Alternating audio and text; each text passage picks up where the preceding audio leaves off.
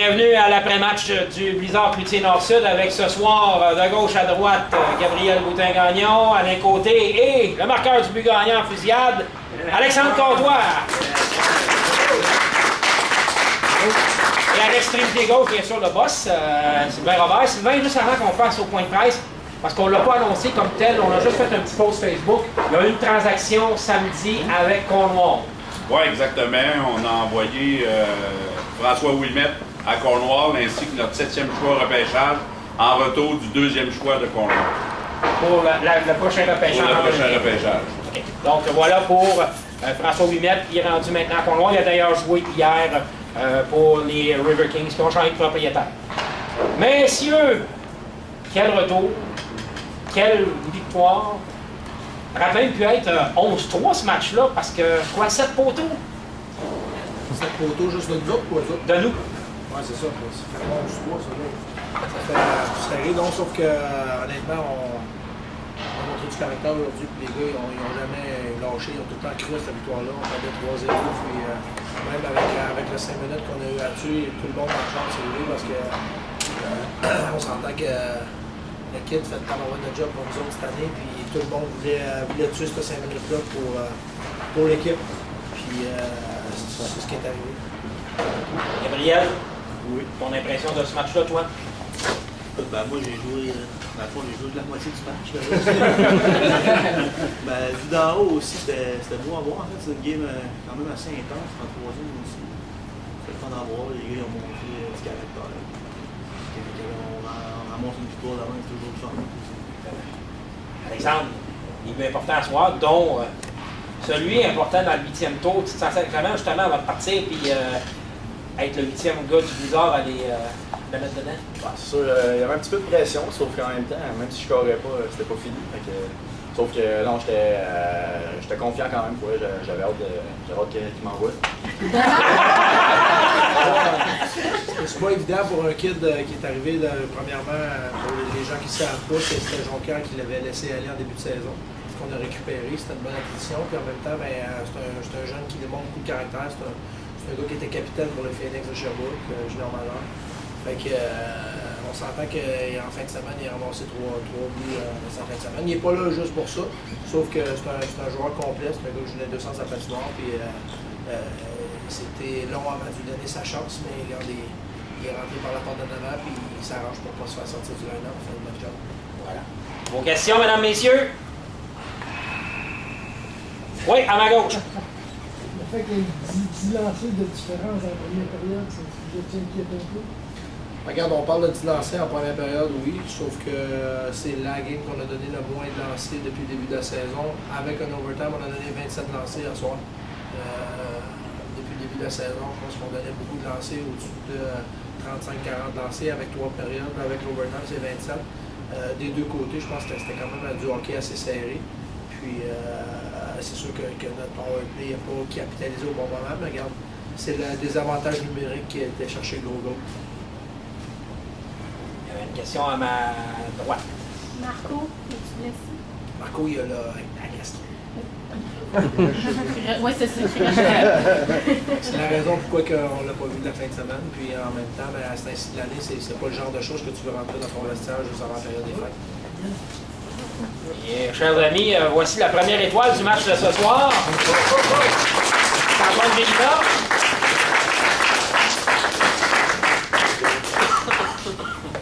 Antoine, solide en fusillade. Merci. Même à plusieurs reprises dans la rencontre.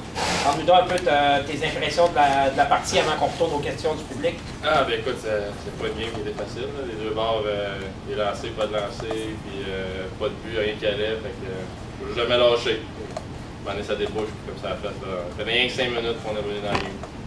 Des méchants beaux arrêts, bon, ça. Plusieurs fois, là, on se disait, nous, sur la galerie de presse, là, waouh! Il les a volés. Autre question? Oui.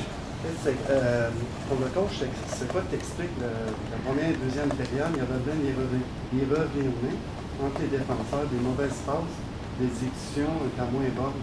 Ouais, c'est normal depuis un certain temps. C'est normal de l'autre, mais quand on marque depuis un certain temps, on est en période d'adaptation, c'est ce qu'on travaille dans les pratiques. Puis on a il y a plusieurs games qu'on a gagnés avant ce soir, qu'il y a plusieurs événements qui se font. Je vais t'avouer qu'on n'a pas la meilleure patinoire de la Ligue. On n'a pas la glace et je te dirais la pire de la Ligue présentement. Puis c'est à nous autres d'apprendre à jouer avec cette situation-là pour éviter des turnovers. Autre question? L'échange de Wilmette, c'est une place à ton kit, comme tu disais, ou il y a peut-être quelque chose qui s'en vient dans le futur? Ou...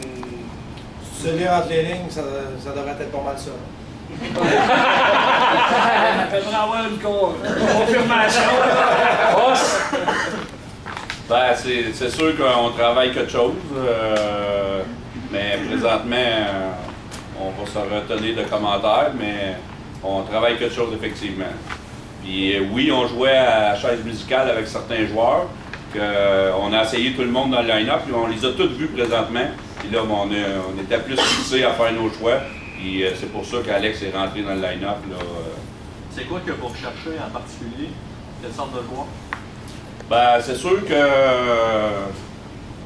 Non, mais défenseur, joueur ben, c'est parce que là, présentement, les pourparlers sont déjà partis avec une autre organisation. Fait que, tu sais, tu me poses la question, ben, moi, j'ai le gars dans la tête. Fait que c'est juste que je veux pas être trop transparent, puis tant que c'est pas fait, tu sais, j'aime mieux pas commenter, puis si ça arrive, tant mieux, mais sinon, avec ce qu'on a présentement, on est très à l'aise. Tout le temps dans le but de s'améliorer. On n'est pas arrivé encore au milieu de la saison, mais il faut déjà parler de classement, de matchs qui sont tous importants. Puis en fin de semaine, on a prouvé des matchs, un week-end parfait. C'est justement pour ça qu'il ne faut pas arrêter de regarder en avant et essayer de s'améliorer. Exactement. On est parti de la 5e position avant le début de la fin de semaine. Puis là, ben, je crois qu'on vient de passer en avant de Thetford par un point. Fait qu'on est 3e à l'heure où on se parle dans la Ligue. Fait que mission accomplie. Nous, quand on se parle, souvent, le mandat pour le week-end est de ramasser 3 points sur 4. On l'a fait les 2 derniers week-ends, puis là, on vient de réussir un 4 points sur 4. Fait que le mandat des 3 dernières semaines a été respecté. Bob, je te pose la question. Tu connais une équipe qui fait un échange dans le but de pas améliorer son équipe? Non, pas du tout. Mais il n'y en aura pas, juste nous autres. Là. On a une belle lutte. Mais c'est ça qui est intéressant, ça rend les matchs intéressants de voir un classement aussi serré. Eux autres, ils doivent le ressentir aussi. Là. La qualité de la Ligue est là, puis on a beaucoup de joueurs de caractère, c'est ça qui est le fun, puis on est là, nous autres aussi. C'est sûr que les gens ils ont été un petit peu gâtés l'an passé avec 4 défaites, 5 défaites dans l'année.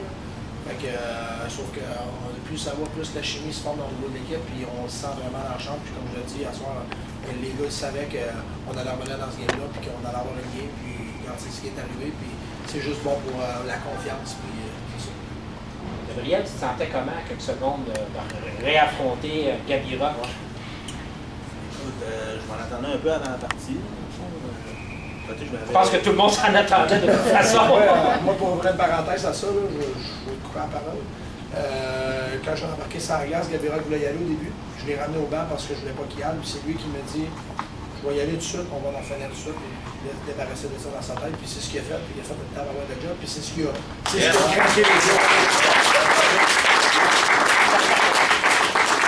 Donc, revenons à la question. Tu t'en sais comment, justement, quelques secondes avant? Écoute, je te dis, regarde, j'avais un stress. Pas avoir de stress envers un combat, de toute façon, je pense que c'est pas une bonne affaire. Quand t'es au-dessus de tes moyens, je pense que c'est là que comment dire, tu pars en désavantage dans le combat, je pense.